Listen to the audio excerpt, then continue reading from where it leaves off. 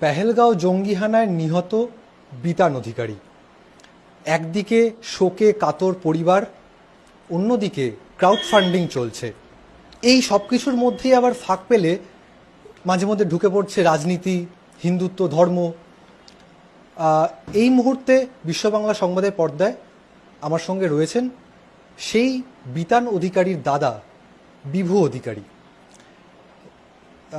বিভুবাবু নমস্কার, আপনাদের স্বাগত।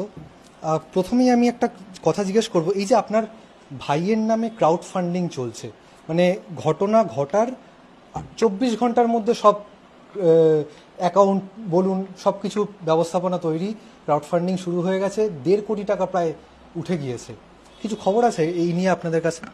আমি জেনেছি এবং জানতেও পেরেছি। প্রথমে একটা ফেসবুকেই একজনের মাধ্যমে জানতে পারি, তারপরে পরবর্তীকালে সার্চ করে সেই লিঙ্ক থেকেও আমরা জানতে পারি তার অ্যাডমিন কারা আছেন এবং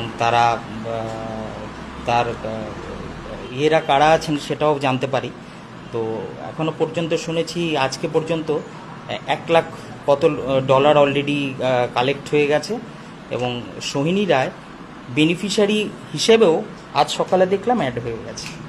এবং বেনিফিশিয়ারি মানে যদি নিজে থেকে অ্যাড না হয় তাহলে তো বেনিফিশিয়ারি অ্যাড হতে গেলে তাকে ব্যাঙ্ক অ্যাকাউন্ট দিয়ে অ্যাড হতে হয় আর কি। তো নিজে থেকে যদি ভলেন্টারিলি অ্যাড না নিতে চান তাহলে হয় না। উনি নিজেই, আমি মানে যেটা মনে হয়েছে যে নিজে থেকেই উনি অ্যাড হয়েছেন এবং এখনও পর্যন্ত মানে আজকের সকালের স্ট্যাটাস একটু আগে যে উনি ভলেন্টারিলি সেটাতে অ্যাড হয়েছেন। আচ্ছা, আমি একটু ঘটনার দিনের সকালবেলার সময়টায় যাই। এই যে ঘটনাটা ঘটলো, খবরটা কখন কিভাবে পেলেন আপনারা? আমি টিভি দেখে জেনেছি সেদিনকার রাত্রেবেলা। আমার একজন রিলেটিভস, আমি বাইরে ছিলাম, বাড়িতে আসি, তখন বাড়িতে এসেও টিভি খুলিনি, পরে আমাকে ফোন করে একজন রিলেটিভস বলেন, আমার এক মামা, যে টিভিটা খুলে দেখ এবিপি আনন্দ। কেন কি হয়েছে? খুলে দেখ এখনই। আমি বলছি না, আমি খুলতেই এবিপি আনন্দ খুলে আগেই দেখি এবং অন্যান্য চ্যানেলও আমার ভাইয়ের মুখ দেখাচ্ছে। তো তারপরে দেখতে পাই যে এরকম জঙ্গিয়ানা হয়েছে, সেখানে নিহত হিসাবে আমার ভাই, এইভাবে জানতে পারি। আচ্ছা, আপনার ভাইয়ের স্ত্রী সোহিনী রায়, তাকে নিয়ে একটু জিজ্ঞেস করব, কারণ তার বিভিন্ন মন্তব্য একটু প্রশ্ন তুলছে বাজারে। কারণ তিনি কাশ্মীরে থাকাকালীন এক রকম বিবৃতি দিয়েছেন, আবার ফেরার পর কলকাতায় দাঁড়িয়ে আর এক রকম বিবৃতি দিচ্ছেন, মানে বিভ্রান্তিকর কিছু মন্তব্য তার মুখ থেকে শোনা যাচ্ছে। তা তাকে নিয়ে যদি একটু প্রশ্ন করি, তার পরিচয়টা যদি একটু দেন। তার পরিচয় বলতে গেলে ইতিহাস হয়ে যাবে। ইতিহাসটা এইরকম যে তিনি, মানে আমি বলতে খারাপ লাগছে এখন, কিন্তু বলতে বাধ্য হচ্ছি, ইন্টারন্যাশনাল জালিয়াত বললেও কম হবে। ওনার এখানে ভারতবর্ষে যে পরিমাণ জালিয়াতি এবং ডকুমেন্টেশনের যা জালিয়াতির ছড়াছড়ি, তা শুনলে আপনি অবাক হয়ে যাবেন। আমি মুখে কথা বলছি না। এখানে নেতাজিনগর থানায় এবং পরবর্তীকালে কোর্টে, আলিপুর পুলিশ কোর্টে সেই কেস পেন্ডিং। নেতাজিনগর 56/2023 ওনার নামে পেন্ডিং কেস আছে। সেখানে ওনার এবং ওনার মা ভারতী রায় সেই কেসে আসামি। সোহিনী রায় বর্তমানে বেলে আছেন এবং ওনার মা ভারতী রায় 2023 সালের জানুয়ারি মাসে এখান থেকে অ্যাবসকন্ডেড হয়ে গেছেন বাংলাদেশে, মানে ইলিগালি পালিয়ে গেছেন। এখন উনি বাংলাদেশেই রয়েছেন এবং এই যে কি সেকশানে মামলা হয়েছে, সেই মামলা হলো ফোর্জারির সাবসেকশন, ফরেনার্স অ্যাক্ট এবং পাসপোর্ট অ্যাক্ট। এবং এই প্রসঙ্গে বলে রাখি, উনি আদপে একজন বাংলাদেশি এবং ভারতবর্ষে এসে অবৈধ উপায়ে এসে বিভিন্ন রকম অসংখ্য ডকুমেন্ট বানিয়েছেন। দুটো বার্থ সার্টিফিকেট ওনার আছে। একটা বার্থ সার্টিফিকেট 2001 সালে, সেখানে উনি বলেছেন মেরিল্যান্ড নার্সিংহোমে জন্ম। আরেকটা বার্থ সার্টিফিকেট হয়েছে 2016 সালে, সেখানে উনি বলেছেন এলিট নার্সিংহোমে ওনার জন্ম। অ্যাকচুয়ালি ওনার জন্ম বাংলাদেশে 175 college road, Galachipa road, Narayanganj city corporation. সেই সকল ডকুমেন্টসই আমার কাছে আছে। সেই সকল ডকুমেন্টসই আমি পেয়েছি, কলকাতার বার্থ সার্টিফিকেট, বাংলাদেশের বার্থ সার্টিফিকেট। এবং পরবর্তীকালে উনি ভোটার কার্ড বানান, উনি এবং ওনার মা, সেই ভোটার কার্ড দুটো ক্যান্সেল হয়। এবং উনি, আপনি এরকম কখনো শুনেছেন যে একজন কেউ যার বার্থ সার্টিফিকেট আছে এবং সে সিটিজেনশিপের জন্য অ্যাপ্লাই করছে? আপনি খুঁজে পাবেন না। উনি সিটিজেনশিপের জন্য অ্যাপ্লাই করেছেন 2023 সালে, এবং 2023 সালে সেই সিটিজেনশিপ ওনার রিজেক্ট হয়। সবচেয়ে বড় কথা, উনি 2023 থেকে 2023 জানুয়ারি থেকে আজ পর্যন্ত ভারতেই আছেন। উনি তো আমেরিকায় ছিলেন, কেন ভারতে আছেন সেটা জানলে আপনি অবাক হয়ে যাবেন। তার কারণ হলো 2023 সালের ফেব্রুয়ারি মাসে ওনার ভারতীয় পাসপোর্ট রিজেক্ট হয়ে গেছে। রিজিওনাল পাসপোর্ট অথরিটি ওনার ভারতীয় পাসপোর্ট ক্যান্সেল করে দিয়েছে। তার কারণ উনি বাংলাদেশি, এবং বাংলাদেশি পাসপোর্ট ওনার আছে, ওনার বাংলাদেশি বার্থ সার্টিফিকেট আছে, ওনার মা বাংলাদেশি, ওনার বাবাও বাংলাদেশি। ওনার বাবা মা বাংলাদেশি হওয়া সত্ত্বেও ভারতবর্ষে ওনাদের প্রচুর ডকুমেন্টস বানিয়েছেন। ওনার মা ভারতবর্ষের আধার কার্ড আছে, ওনার মার ভারতবর্ষের ভোটার কার্ড আছে, ওনার মার ভারতবর্ষের প্যান কার্ড আছে, সোহিনী রায়ের ভারতবর্ষের ভোটার কার্ড, প্যান কার্ড, আধার কার্ড সব আছে। এখানে কোথাও ব্যাংক অ্যাকাউন্টও বানিয়ে রেখেছেন। এবং আইনগতভাবে উনি এখন ভারতীয় নাগরিকই নন। এখন প্রশ্ন উঠতে পারে, উনি যে বিতানকে বিয়ে করেছেন, বিতানকে বিয়ে করার পরেই তো পাসপোর্ট অথরিটি ওনার পাসপোর্ট ক্যান্সেল করে দিয়েছে বাংলাদেশি নাগরিক বলে। উনি তো বাংলাদেশি নাগরিক হিসাবে বিয়ে হয়নি, বিয়ে তো লুকিয়ে করেছেন, ভারতীয় নাগরিক হিসাবে করেছেন, কিন্তু আদপে উনি বাংলাদেশি নাগরিক। এবং বাংলাদেশি নাগরিক সব যত রকম জালি ফোরজারি সব কাজে উনি লিপ্ত। এবং এখানে যিনি যে প্রপার্টিটা আছে 21/2 বৈষ্ণবঘাটা লেন, এই প্রপার্টিটার মালিক অ্যাকচুয়ালি ভারতী রায়, যিনি ইল্লিগেলি ভারতীয় ভোটার কার্ড বানিয়ে এই প্রপার্টিটা কিনেছেন। পরবর্তীকালে এই প্রপার্টিটা উনি ওনার মেয়েকে গিফট করেন, ডিড অফ গিফট করে।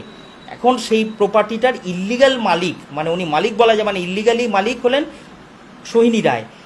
আইন অনুসারে এই প্রপার্টি এতদিনে ভারত সরকারের কবজায় চলে যাওয়া উচিত ছিল, কারণ আইন বলছে কোনো বাংলাদেশি নাগরিক ভারতে এসে তার প্রপার্টি বানাতে কিনতে পারে না। আরবিআইয়ের স্পেসিফিক সার্কুলার আছে, আরবিআইয়ের গাইডলাইন্স আছে, এবং সেটা ইল্লিগালি উনি ভারতীয় সেজে সেই প্রপার্টিটা কিনেছেন। আজকে ভারতবর্ষের সরকার যদি চায় যে কোনো সময় এই বাড়ি ওনার সিজ হয়ে যাবে। মারাত্মক অভিযোগ, কিন্তু সে সম্বন্ধে আপনি ভালো মতোই অবগত। জানিয়ে রাখতে চাই, বিভুবাবু পেশায় একজন আইনজীবী কলকাতা হাইকোর্টের, সুতরাং আপনার কাছে সেই সমস্ত ডকুমেন্টস আছে সব কিছুই? আমি যেই ঘটনার কথা বললাম তার পুঙ্খানুপুঙ্খ সব ডকুমেন্ট আমার কাছে আছে। কি ডকুমেন্ট? যেই ডকুমেন্টের যে আপনি বললাম দুটো বার্থ সার্টিফিকেট, সেই দুটো বার্থ সার্টিফিকেট রেকর্ড আমি আপনাকে দেবো, ডকুমেন্ট আছে। ওনার বাংলাদেশের যে বার্থ সার্টিফিকেট, বাংলাদেশের সার্টিফিকেটের ডিটেলস আমি ওনাকে দেবো। ওনার মা যে বাংলাদেশি, সে বাংলাদেশের যে এনআইডি কার্ডের কপি আমি দেব। ওনার মা যে বাংলাদেশে এখন যেখানে আছেন সেই বাংলাদেশের ওই বাড়ির ইলেকট্রিক বিল আমি আপনাকে দেব। ওই বাংলাদেশের যে উইল, ওনার বাবা মারা গেছেন 2012 সালে, সেই বাংলাদেশের ওনার বাবার যে ডেথ সার্টিফিকেট তার কপি আমি আপনাকে দেব। ওনার বাড়ির যে উইল আছে বাংলাদেশের, সেই উইলের কপি আমি আপনাকে দেব। এবং বাই দা বাই, এখানে যে কেস হয়েছে, পাসপোর্ট অথরিটি যে ক্যান্সেল করেছে, সেই পাসপোর্ট অথরিটি রিপোর্ট আমি আপনাকে দেব। ওনার এখানে সিটিজেনশিপ ক্যান্সেল হয়েছে, সেই সিটিজেনশিপ ক্যান্সেলের রিপোর্ট আমি আপনাকে দেব, অর্ডার শিট আপনাকে দেব। আর ওনার এগেনস্টে যে এফআইআর আছে, লেটার অফ কমপ্লেন্ট আছে, সেই অথরিটি আমি আপনাকে দিতে পারি। এবং এই ডকুমেন্টস থেকে আপনার কাছে একদম ক্লিয়ার হয়ে যাবে আমার বক্তব্যের সঙ্গে, আপনি যদি ওই ডকুমেন্টগুলো মিলিয়ে দেখেন। ঘটনাটা ঘটলো সোমবার, তারপর থেকে বিভিন্ন সংবাদ মাধ্যম তাদের কাছে গেছে, সৈনির কাছে গিয়েছে। কাশ্মীরে থাকতেই বিভিন্ন সংবাদ মাধ্যম, সর্বভারতীয় সংবাদ মাধ্যম তার কথা তুলেছে। সেখানে একবার কাশ্মীরে থাকতে উনি বলেছেন যে ঘটনার বর্ণনা দেওয়ার সময় যে নির্বিচারে গুলি চালিয়েছে, কোনো ধর্ম দেখেনি, ধর্মের প্রশ্ন তোলেনি। আবার কলকাতায় ফিরে আসার পর তিনি একটা কথা বলছেন, মানে বিশেষ করে বিরোধী দলনেতা, আমাদের রাজ্যের বিরোধী দলনেতা শুভেন্দু অধিকারীর সামনে দাঁড়িয়ে তিনি বারবার করে বলছেন যে আমার সিকিউরিটি দরকার। আমার হাজবেন্ড নাম নিশান মিটাবো, খুব সাপোর্ট করতেছে। পলিটিক্স ছেড়ে দেন, হিন্দু বলে মেরেছে, পলিটিক্স ছেড়ে দেন। আমি শুধু আপনার বর্ষায় এসেছি। মাল্যদান করবেন আমাদের পশ্চিমবঙ্গ সরকারের পক্ষ থেকে মাননীয় মন্ত্রী এবং মেয়র শ্রী ফিয়াল হাকিম মহাশয়। আমার হাজবেন্ড আপনাদেরকে খুব মানতলে। আমার এবং আমার ছেলের সিকিউরিটি দরকার, জোর করে হিন্দু বলেই মেরেছে, এই বিষয়টাকে কিভাবে দেখছেন? অ্যাকচুয়ালি দেখুন, আমি আগেই বললাম যে সোহিনী একদমই ট্রাস্টওয়ার্থি নয়, তার কথা আপনি ট্রাস্ট করতে পারবেন না। তো আমিও দেখেছি প্রথম বাইটে উনি বলেছেন যে হিন্দু মুসলমান ওইভাবে কিছু করেনি। তারপরে আপনি অনেকগুলো বাইট দেখবেন, বিভিন্ন বাইটে বিভিন্ন রকম বলেছে। মানে অ্যাকচুয়ালি দেখুন, এটা তো ঘটনা যে আমার ভাই ওখানে নির্মমভাবে ওকে হত্যা হয়েছে, কিন্তু হত্যার পরিপ্রেক্ষিতে ঘটনাটা কিভাবে ঘটেছিল তার একমাত্র সাক্ষী তো উনি। তো আমার ঘটনা হলো উনি যেটা সত্যি যা ঘটেছে সেটা বলবেন। তো বিভিন্ন সময় বিভিন্ন রকম কথা বলার কোনো তাৎপর্য আমি খুঁজে পাই না। তো প্রথমে উনি একরকম বলেছেন, তারপরে পরবর্তীকালে আমি দেখলাম এয়ারপোর্টে নেমে উনি বলেছেন যে হিন্দু মুসলমান এই ঘটনাগুলো বলেছেন, এবং উনি প্রথমে বলেছেন হিন্দু মুসলমান এখানে কিছু বাঁচেনি। পরবর্তীকালে উনি স্টেটমেন্ট চেঞ্জ করছেন বারে বারে। আপনি 3 দিন পরে আবার যান, দেখবেন আবার অন্যরকম একটা স্টেটমেন্ট চেঞ্জ করে বলবেন। মানে অ্যাকচুয়ালি কি ঘটনা ঘটেছে আমি জানি না। আমার মনে হয়, আমার যেটা ব্যক্তিগতভাবে মনে হয় যে মানুষের সত্যটা তখন স্পন্টিনিয়াস প্রথম যেদিন বেরিয়ে এসেছিল সেটাই আমার মনে হয় সত্যি, যে ওখানে নির্বিচারে গুলি চালিয়েছে, মানে কোনো কিছু দেখেনি, গুলি চালিয়েছে।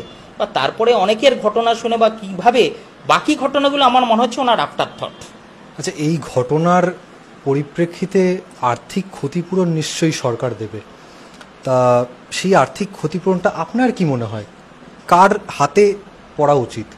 সোহিনী রায় বিতান অধিকারীর স্ত্রী হিসেবে, নাকি বিতান অধিকারীর বাবা মার কাছে, মানে আপনার বাবা মার কাছে? না দেখুন, যদি আইনগতভাবে দেখেন সোহিনী রায়ের এখন ভারতে থাকার কথাই না, উনি বাংলাদেশে ডিপোর্ট হয়ে যাওয়ার কথা।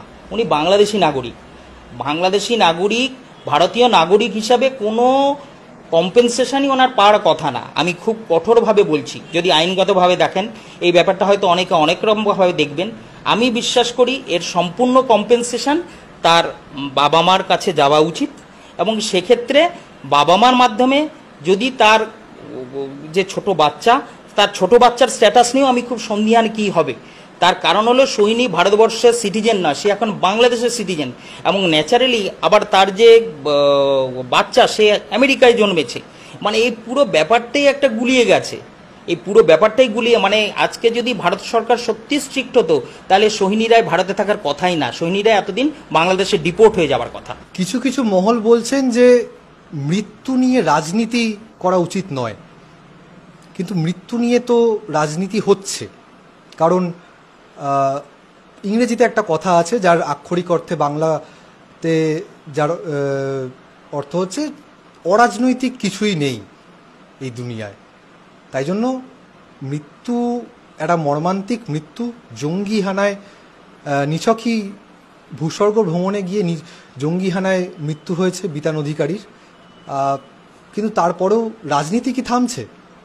ধর্ম, রাজনীতি, হিন্দুত্ববাদ কিছুই কিন্তু থেমে নেই। কারণ ওই যে আবার কিছুক্ষণ আগেই বললাম, অরাজনৈতিক কিছুই হয় না। ক্যামেরায় দেবস্মিতের সঙ্গে দেবনীল, বিশ্ব বাংলা সংবাদ।